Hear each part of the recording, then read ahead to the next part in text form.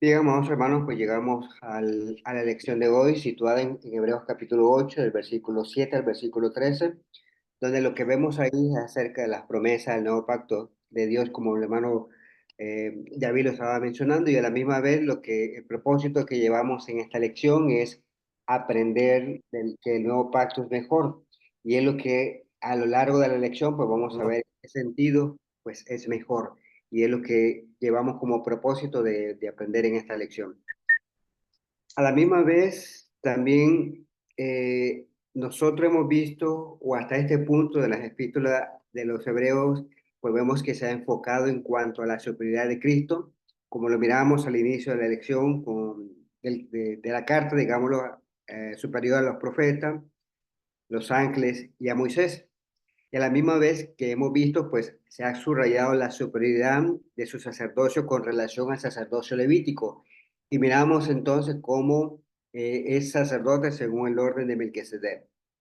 Ahora, cuando llegamos al capítulo 8 del versículo 1 hasta el versículo 6, podría decirse que justo en estos versículos pues hace la transición, donde ahora el enfoque pues cambia hacia el nuevo pacto. Y este nuevo pacto, pues también se manifiesta en el cual Jesús es descrito como fiador, es decir, garante, como lo miramos en Hebreos capítulo 7 y en el versículo 22. A la misma vez, cuando miramos en la lección pasada en capítulo 8, el versículo 6, se nos indicaba entonces que Jesucristo es eh, mediador o intercesor. Por lo cual, entonces, a partir de los versículos anteriores, pues miramos entonces que es mencionado como mejor pacto. Y es ahí donde de manera muy frecuente, como vamos a encontrar en la carta de los hebreos, que hay esa palabra clave que nosotros que hemos visto a lo largo de estos versículos, hasta llegar aquí, donde realmente se hace referencia a mejor. Y en esta ocasión, pues vemos que hace referencia al nuevo pacto. Para aquí entonces surge la pregunta, ¿por qué es mejor? ¿Mejor en qué manera? ¿En qué aspecto es superior? Y vemos entonces que a partir del capítulo 8 en Hebreos aprendemos que es mejor que el primer pacto, como lo vemos a partir del versículo 7. Es debido, y de igual manera, pues es mejor debido a las mejores promesas que contienen, como lo miramos en el versículo de Hebreos capítulo 8, el versículo 6. En este estudio lo que vemos que se manifiesta o hace referencia a sobre las promesas del nuevo pacto, y es lo que nosotros vamos a examinar en estas promesas dentro del contexto que nosotros vamos a abarcar en este estudio, de lo que sería del versículo 7 hasta el versículo 13, para entender entonces cómo el nuevo pacto o el Nuevo Testamento es superior, especialmente en cuanto a sus promesas. Y es exactamente que a partir del versículo 7 de esta carta, en el cual se manifiesta o se indica que la promesa de Dios de un nuevo pacto. Y miren entonces que comienza diciéndonos que el primer pacto era defectuoso. De tal manera que en el versículo 7 dice, pues si aquel primer pacto hubiera sido sin defecto, no se hubiera buscado lugar para el segundo. Entonces se ve que de lo contrario no habría habido necesidad de un segundo pacto si el primer pacto hubiese sido perfecto. Y como ya hemos visto, el primer pacto pues era basado según el sacerdocio levítico.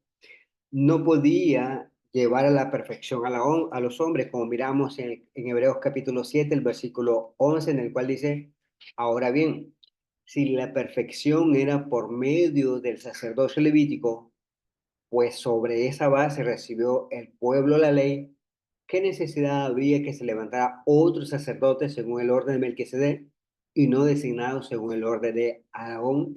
Y es exactamente lo que nosotros miramos cuando examinamos esta lección. Pues el sacerdocio levítico pues tenía ese impedimento. La ley entonces, decimos, no logró hacer nada perfecto y fue anulada debido a lo que nosotros consideramos como la debilidad e inutilidad. Y es lo que miramos en el capítulo 7 de Hebreos, el versículo 18 y 19.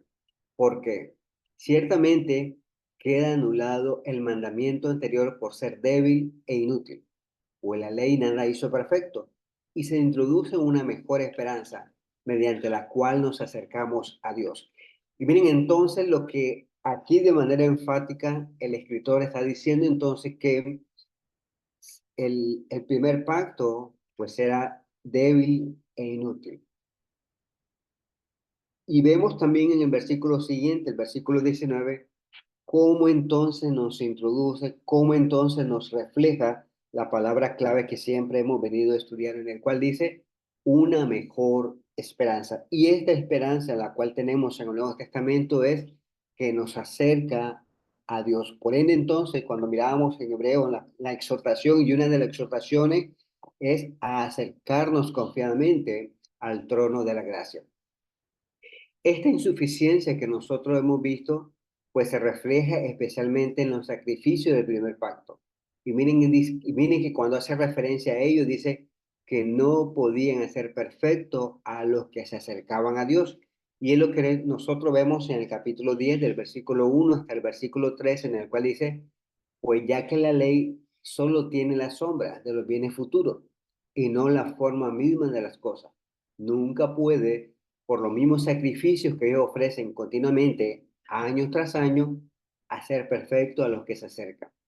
De otra manera, no habrían cesado de ofrecerse, ya que los adoradores, una vez purificados, no tendrían ya más conciencia de pecado. En el sacrificio hay un recordatorio de pecado año tras año. Y es exactamente lo que vemos entonces, lo que se revela aquí, el hecho que se mencione año tras año, el hecho de que no podían hacer perfecto a los que se acercan, revela entonces una insuficiencia, algo entonces que imposibilitaba a la ley para que los hombres realmente se pudieran acercar a Dios. Y miren también otro elemento que se agrega, la sangre de los animales ofrecidos por los sacerdotes, menciona diciéndonos que no podía eliminar los pecados. Miren lo que dice el versículo 4 del mismo capítulo, porque es imposible que la sangre de toros y de machos cabríos quiten los pecados. Y es exactamente lo que vemos aquí de manera muy clara, está diciéndonos entonces la imposibilidad.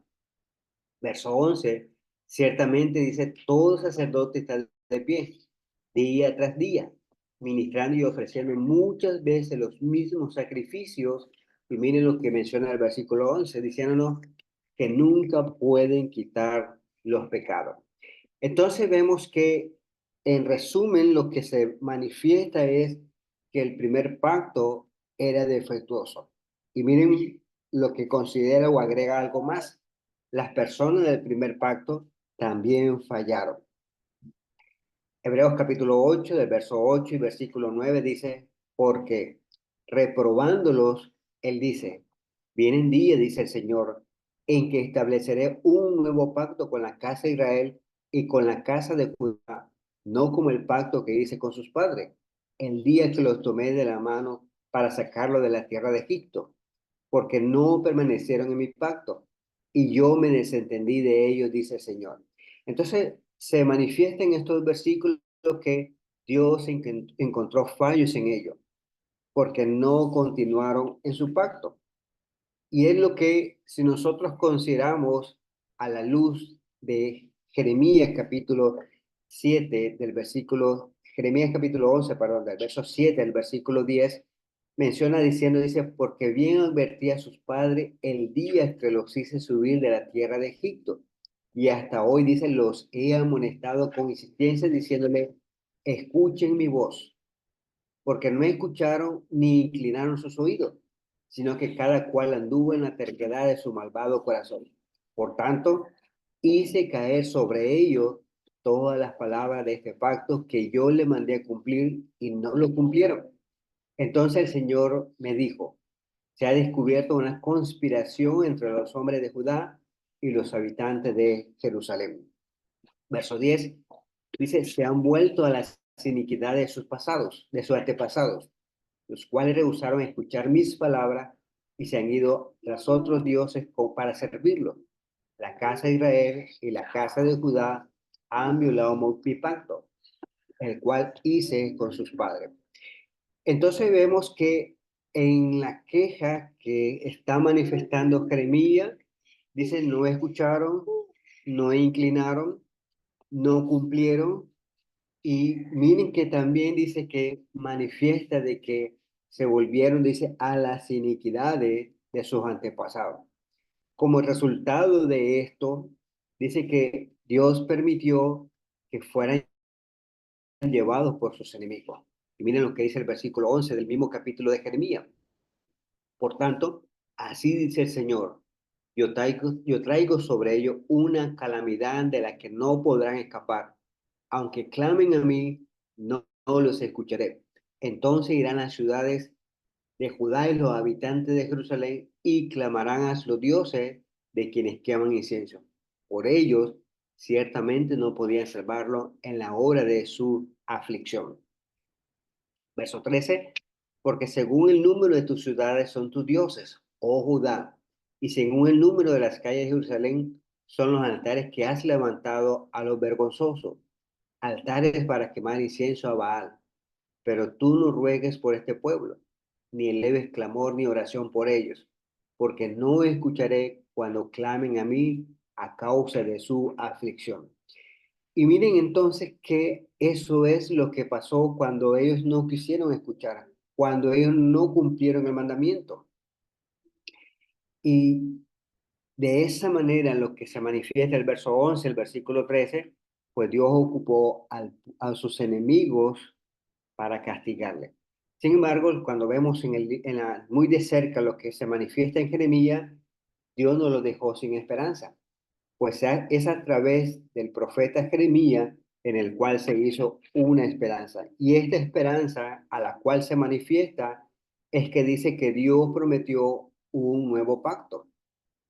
Como leíamos en Hebreos eh, 8, el verso 8 y el versículo 9. Pero miren entonces ya ahí mismito en Jeremías, capítulo 31, el versículo 31 al 34, donde se revela este pacto en el cual pues estaba apuntando al Mesías.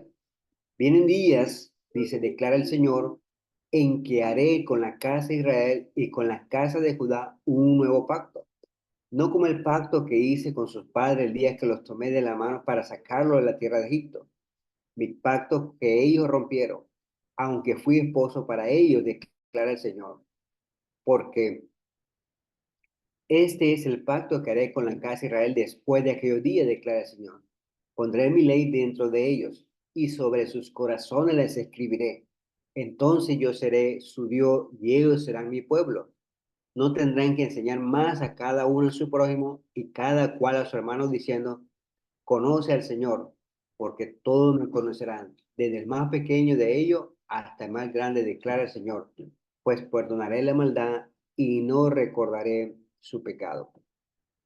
Y es exactamente lo que encontramos aquí. El hecho de que Dios prometió hacer un nuevo pacto, dice, con la casa de Israel y con la casa de Judá. Este pacto se manifiesta y dice que iba a ser diferente al que hizo en Sinaí. Porque cuando Moisés bajó, dice, bajó con las tablas de piedra en el cual ahí encontraban los 10 mandamientos. Pero ahora se está manifestando que este nuevo pacto, dice, implicaría poner su ley dentro de ellos. Y dice, y escribiría en sus corazones. Por lo cual dice, ahí indica que está estableciendo una relación más íntima con su pueblo. Y además lo que se destaca en en este, en esta promesa, pues dice que iba a ser algo íntimo.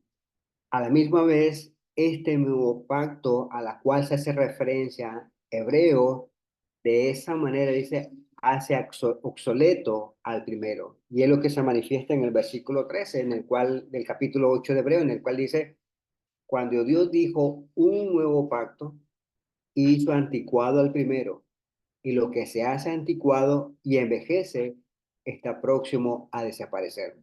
Como vemos entonces con la promesa del nuevo pacto, pues el Antiguo Testamento quedó relegado y enfocado hacia lo nuevo que estaba por venir. Y este proceso de obsolencia se vio claramente en los días del actor de los hebreos, por lo cual allí está tratando de explicar cómo fue ese momento en el cual ese antiguo pacto era obsoleto y se va envejeciendo. Cuando la muerte de Jesús se hizo innecesarios los sacrificios del primer pacto, porque justo en ese momento, con la muerte de Jesús, pues de esa misma manera vemos que se relata o se ve ese sacrificio perfecto. Y poco tiempo después, vemos entonces, dice que el templo fue destruido, eliminando entonces los últimos vestigios del sacerdocio levítico. Al no haber templo, al no haber un lugar específico para ofrecer los sacrificios, pues era evidente en el cual Dios estaba manifestando la no continuidad, el quedar obsoleto y que igualmente pues ya no, la ley ya no tendría ese vigor como tal. A la misma vez vemos que las promesas del nuevo pacto se manifiesta algo que es interesante y que nosotros lo leíamos en Jeremías. El nuevo pacto se manifiesta que será interior y espiritual. En Hebreos capítulo 8, el versículo 10 dice, porque este nuevo pacto que yo haré con la casa de Israel después de aquellos días, dice el Señor, pondré mis leyes en la mente de ellos y los escribiré sobre sus corazones. Yo seré su Dios y ellos serán mi pueblo. Cuando hacemos referencia al primer pacto, dice que las leyes estaban escritas en tablas de piedra. Y eso es lo que nos recuerda en el momento en el cual Moisés bajó del monte de Sinaí. Pero ahora se manifiesta, según este versículo, que el nuevo pacto requiere que la ley de Dios se escriban en nuestros corazones. Por lo cual entonces este nuevo pacto es interior y espiritual.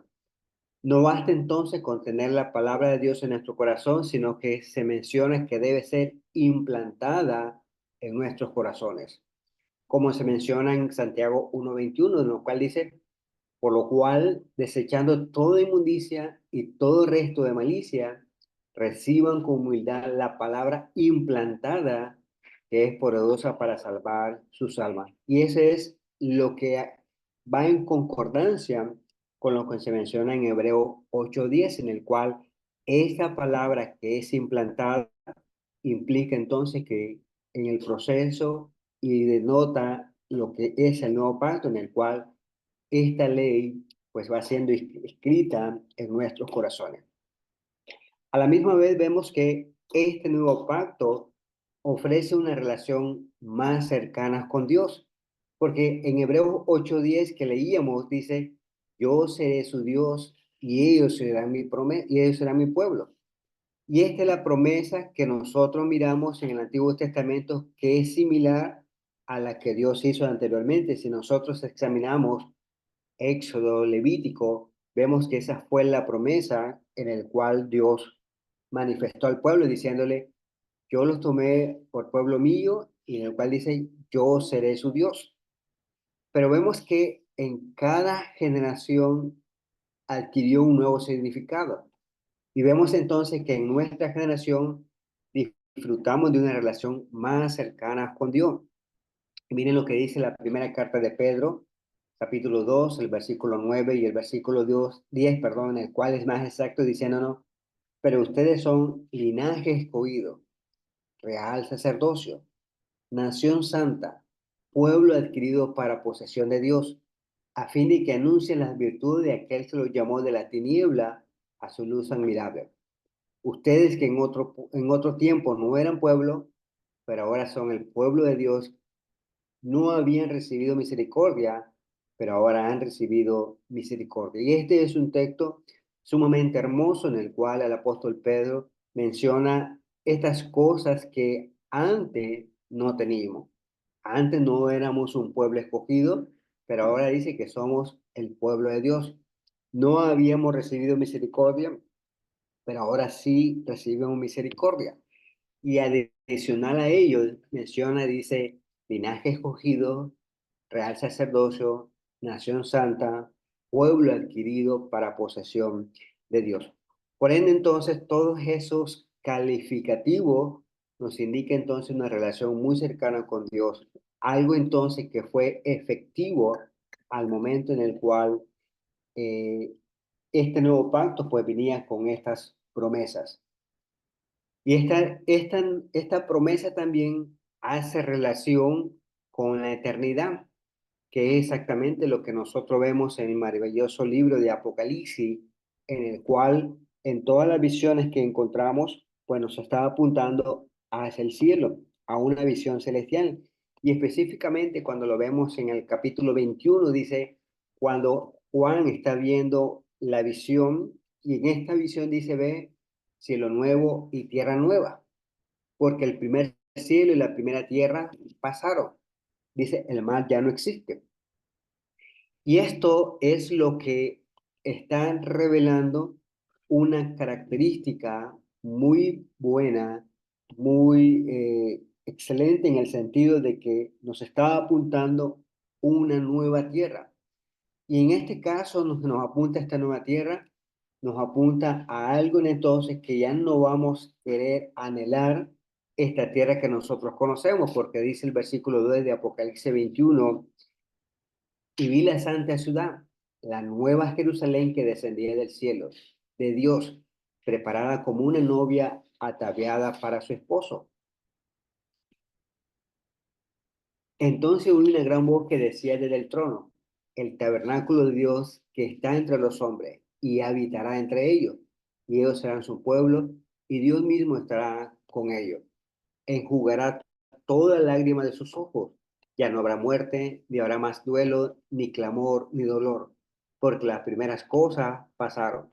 El que está sentado en el trono dijo, yo hago nuevas todas las cosas. Añadió, escribe porque estas palabras son fieles y verdaderas. También me dijo, hecho está. Yo soy el alfa y el omega, el principio y el fin. Al que tiene sed, yo le daré gratuitamente de la fuente de agua de la vida. El vencedor heredará todas estas cosas y yo seré su Dios y él será mi hijo. Miren cómo termina estas promesas diciendo, dice que al vencedor. Repite las mismas palabras que hemos leído en Jeremías como también en Hebreo y ahora Apocalipsis nos apunta diciéndonos entonces que esto también será algo que trae el nuevo pacto y es gozar de una relación plena en la eternidad. Y el versículo dice, y yo seré su Dios y él será mi hijo. Todas estas buenas cosas o esta promesa la gozamos entonces con el nuevo pacto. Adicional a esto, lo que vemos entonces es que el nuevo pacto será con personas que conocen al Señor. El versículo 11 de Hebreos capítulo 8 dice, y ninguno de ellos, perdón, dice, verso 11, y dice, y ninguno de ellos enseñará a su conciudadano ni ninguno a su Señor diciendo, conoces al Señor, porque todos me conocerán desde el menor hasta el mayor de ellos. Cuando nosotros lo comparamos a diferencia del primer pacto, donde allí en el primer pacto todas las personas nacían dentro del pueblo especial, dentro del pueblo de Dios. A medida que crecían, ellos tenían que aprender acerca del Señor.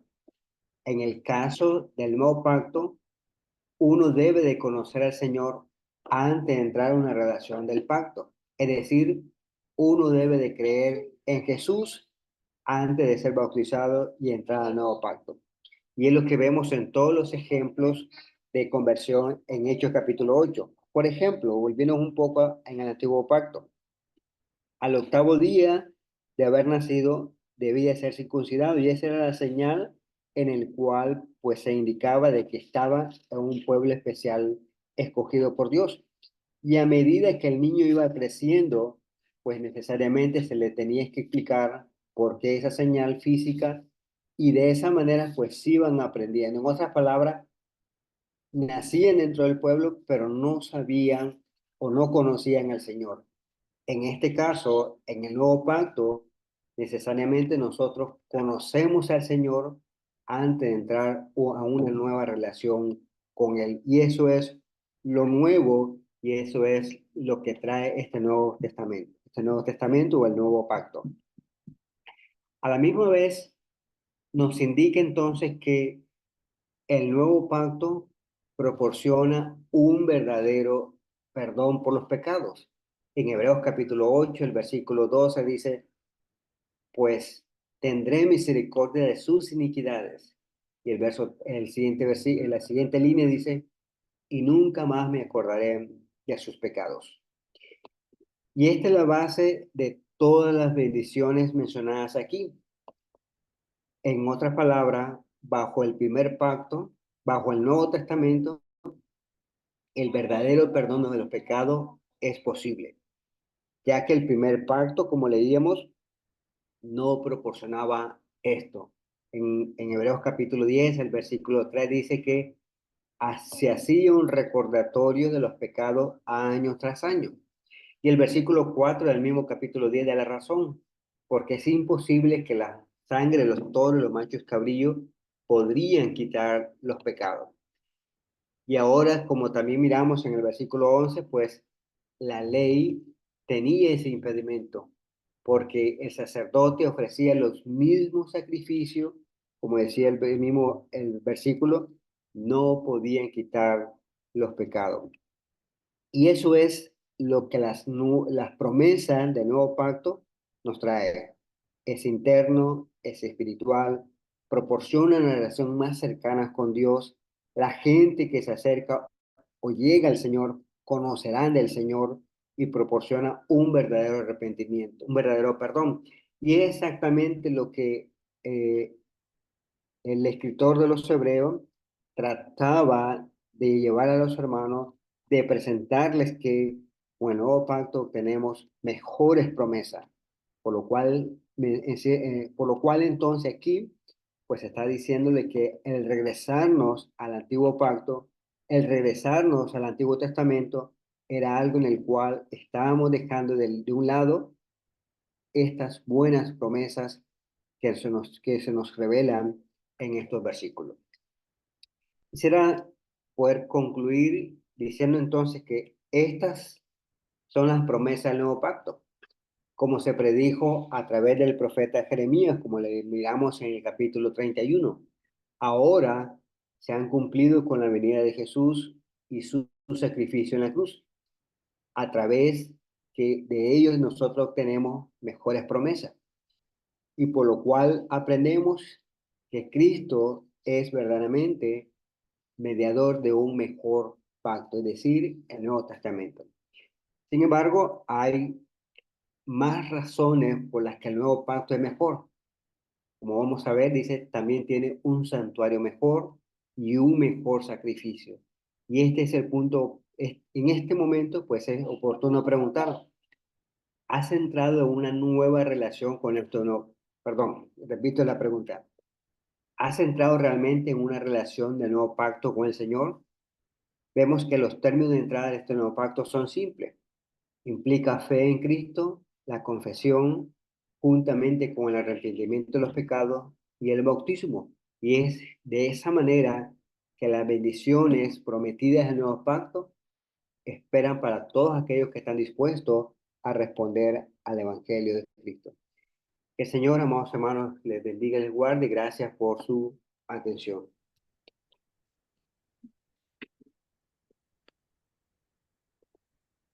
Amén. Amén. Amén. Amén, hermano.